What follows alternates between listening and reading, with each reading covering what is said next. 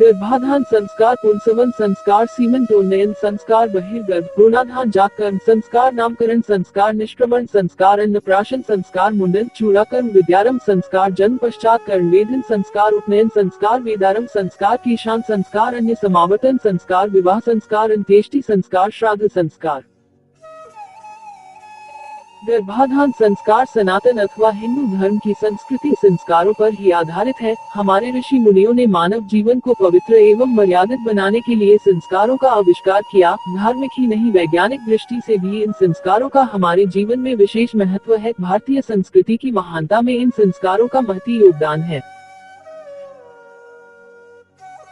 हमारे शास्त्रों में मान्य 16 संस्कारों में गर्भाधान पहला है। गृहस्थ जीवन में प्रवेश के उपरांत प्रथम कर्तव्य के रूप में इस संस्कार को मान्यता दी गई है। गार्हस्थ्य जीवन का प्रमुख उद्देश्य श्रेष्ठ संतानोत्पत्ति है। उत्तम संतति की इच्छा रखने वाले माता पिता को गर्भाधान से पूर्व अपने तन और मन की पवित्रता के लिए यह संस्कार करना चाहिए। वैदिक काल में यह संस्कार अति महत्वपूर्ण समझा जाता था। पुंसवन संस्कार का प्रयोजन स्वस्थ एवं उत्तम संतति को जन्म देना है। विशेष तिथि एवं ग्रहों की गणना के आधार पर ही गर्भधान करना उचित माना गया है। सीमंतोन्नयन को सीमंतकरण अथवा सीमंत संस्कार भी कहते हैं। सीमंतोन्नयन का अभिप्राय है सौभाग्य संपन्न होना। गर्भपात रोकने के साथ साथ गर्भस्थ शिशु एवं उसकी माता की रक्षा करना भी इस संस्कार का मुख्य उद्देश्य है। जातकर्म, नवजात शिशु के नाल छेदन से पूर्व इस संस्कार को करने का विधान है। इस दैवी जगत से प्रत्यक्ष संपर्क में आने वाले बालक को मेधा, बल एवं दीर्घायु के लिए स्वर्ण खंड से मधु एवं घृत वैदिक मंत्रों के उच्चारण के साथ चटाया जाता है। यह संस्कार विशेष मंत्रों एवं विधि से किया जाता है। 2 बूंद घी तथा 6 बूंद शहद का सम्मिश्रण अभिमंत्रित कर चटाने के बाद पिता यज्ञ करता है तथा 9 मंत्रों का विशेष रूप से उच्चारण के बाद बालक के बुद्धिमान, बलवान, स्वस्थ एवं दीर्घजीवी होने की प्रार्थना करता है। इसके बाद माता बालक को स्तनपान कराती है। नामकरण, जन्म के 11वें दिन यह संस्कार होता है। हमारे धर्माचार्यों ने जन्म के 10 दिन तक अशौच सूतक माना है, इसलिए यह संस्कार 11वें दिन करने का विधान है। महर्षि याज्ञवल्क्य का भी यही मत है, लेकिन अनेक कर्मकांडी विद्वान इस संस्कार को शुभ नक्षत्र अथवा शुभ दिन में करना उचित मानते हैं। निष्क्रमण, दैवी जगत से शिशु की प्रगाढ़ता बढ़े तथा ब्रह्मा जी की सृष्टि से वह अच्छी तरह परिचित होकर दीर्घकाल तक धर्म और मर्यादा की रक्षा करते हुए इस लोक का भोग करे, यही इस संस्कार का मुख्य उद्देश्य। निष्क्रमण का अभिप्राय है बाहर निकलना। इस संस्कार में शिशु को सूर्य तथा चंद्रमा की ज्योति दिखाने का विधान है। भगवान भास्कर के तेज तथा चंद्रमा की शीतलता से शिशु को अवगत कराना ही इसका उद्देश्य है।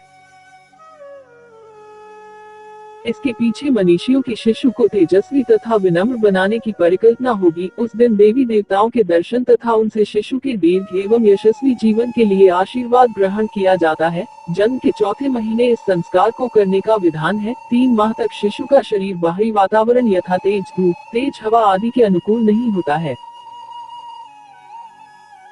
इसलिए प्रायः 3 मास तक उसे बहुत सावधानी से घर में रखना चाहिए। इसके बाद धीरे धीरे उसे बाहरी वातावरण के संपर्क में आने देना चाहिए। इस संस्कार का तात्पर्य यही है कि शिशु समाज के संपर्क में आकर सामाजिक परिस्थितियों से अवगत हो।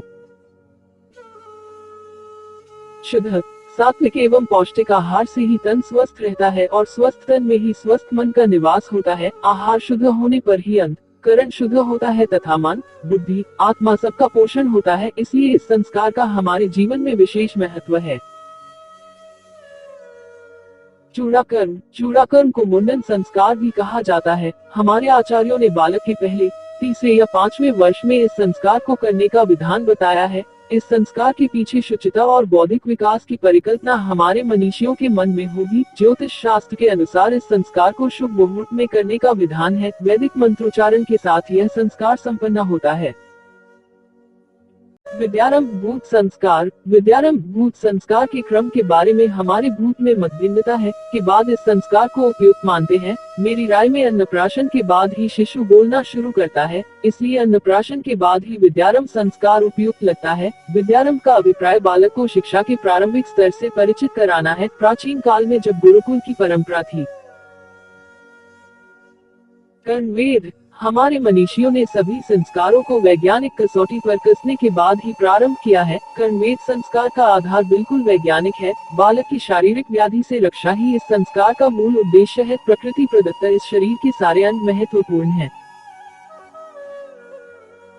कान हमारे श्रवण द्वार है। कर्ण वेधन से व्याधियां दूर होती हैं तथा श्रवण शक्ति भी बढ़ती है। इसके साथ ही कानों में आभूषण हमारे सौंदर्य बोध का परिचय भी है। यज्ञोपवीत के पूर्व इस संस्कार को करने का विधान है। ज्योतिष शास्त्र के अनुसार शुक्ल पक्ष के शुभ मुहूर्त में इस संस्कार का संपादन श्रेयस्कर है।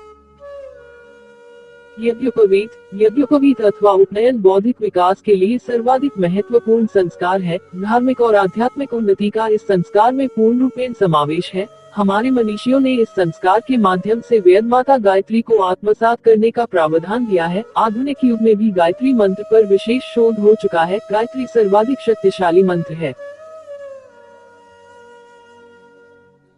वेदारंभ ज्ञानार्जन से संबंधित है। यह संस्कार वेद का अर्थ होता है ज्ञान, और वेदारंभ के माध्यम से बालक अब ज्ञान को अपने अंदर समाविष्ट करना शुरू करे, यही अभिप्राय है इस संस्कार का। शास्त्रों में ज्ञान से बढ़कर दूसरा कोई प्रकाश नहीं समझा गया है। स्पष्ट है कि प्राचीन काल में यह संस्कार मनुष्य के जीवन में विशेष महत्व रखता था। यज्ञोपवीत के बाद बालकों को वेदों का अध्ययन एवं विशिष्ट ज्ञान से परिचित होने के लिए आचार्यों के पास गुरुकुलों में भेजा जाता था। वेदारंभ से पहले आचार्य अपने शिष्यों को ब्रह्मचर्य व्रत का पालन करने एवं संयमित जीवन जीने की प्रतिज्ञा कराते थे तथा उसकी परीक्षा लेने के बाद ही वेदाध्ययन कराते थे। शांत गुरुकुल में वेदाध्ययन पूर्ण कर लेने पर आचार्य के समक्ष यह संस्कार संपन्न किया जाता था। वस्तुतः यह संस्कार गुरुकुल से विदाई लेने तथा गृहस्थाश्रम में प्रवेश करने का उपक्रम है। वेद पुराणों एवं विभिन्न विषयों में पारंगत होने के बाद ब्रह्मचारी के समावर्तन संस्कार के पूर्व बालों की सफाई की जाती थी तथा उसे स्नान कराकर स्नातक की उपाधि दी जाती थी। केशांत संस्कार शुभ मुहूर्त में किया जाता था। समावर्तन गुरुकुल से विदाई लेने से पूर्व शिष्य का समावर्तन संस्कार होता था। इस संस्कार से पूर्व ब्रह्मचारी का केशांत संस्कार होता था और फिर उसे स्नान कराया जाता था। यह स्नान समावर्तन संस्कार के तहत होता था। इसमें सुगंधित पदार्थों एवं औषधालय मुक्त जल से भरे हुए वेदी के उत्तर भाग में 8 घड़ों के जल से स्नान करने का विधान है। यह स्नान विशेष मंत्रोच्चारण के साथ होता था। इसके बाद ब्रह्मचारी मेखला व दंड को छोड़ देता था, जिसे यज्ञोपवीत के समय धारण कराया जाता था। इस संस्कार के बाद उसे विद्या स्नातक की उपाधि आचार्य देते थे। इस उपाधि से वह सदैव गृहस्थाश्रम में प्रवेश करने का अधिकारी समझा जाता था। सुंदर वस्त्र व आभूषण धारण करता था तथा आचार्यों एवं गुरुजनों से आशीर्वाद ग्रहण कर अपने घर के लिए विदा होता था। विवाह प्राचीन काल से ही स्त्री और पुरुष दोनों के लिए यह सर्वाधिक महत्वपूर्ण संस्कार है। यज्ञोपवीत के समावर्तन संस्कार कर ब्रह्मचर्य व्रत के पालन का हमारे शास्त्रों में विधान है। वेदाध्ययन के बाद जब युवक में सामाजिक परंपरा निर्वाह करने की क्षमता व परिपक्वता आ जाती थी तो उसे गृहस्थ धर्म में प्रवेश कराया जाता था। लगभग 25 वर्ष तक ब्रह्मचर्य का व्रत का पालन करने के बाद युवक परिणय सूत्र में बंधता था। हमारे शास्त्रों में 8 प्रकार के विवाहों का उल्लेख है। ब्राह्मण, देव, आर्ष, प्रजापत्य, आसुर, गंधर्व, राक्षस एवं पैशाच। वैदिक काल में ये सभी प्रथाएं प्रचलित थीं। समय के अनुसार इनका स्वरूप बदलता गया। वैदिक काल से पूर्व जब हमारा समाज संगठित नहीं था तो उस समय उच्छृंखल यौनाचार था। अंत्येष्टि को अंतिम अथवा अग्नि परिग्रह संस्कार भी कहा जाता है। आत्मा में अग्नि का आधान करना ही अग्नि परिग्रह है। धर्म शास्त्रों की मान्यता है कि मृत शरीर की विधिवत क्रिया करने से जीव की अतिरिक्त वासनाएं शांत हो जाती है। हमारे शास्त्रों में बहुत ही सहज ढंग से इहलोक और परलोक की परिकल्पना की गई है। जब तक जीव शरीर धारण कर इहलोक में निवास करता है तो वह विभिन्न कर्मों से बंधा रहता है। प्राण छूटने पर वह इस लोक को छोड़ देता है। उसके बाद की परिकल्पना में विभिन्न लोकों के अलावा मोक्ष या निर्वाण है। मनुष्य अपने कर्मों के अनुसार फल भोगता है। इसी परिकल्पना के तहत मृतदेह की विधिवत क्रिया होती है। जब तक आधी से ज्यादा शरीर में जल जाए तब तक सभी को वहीं रहना चाहिए।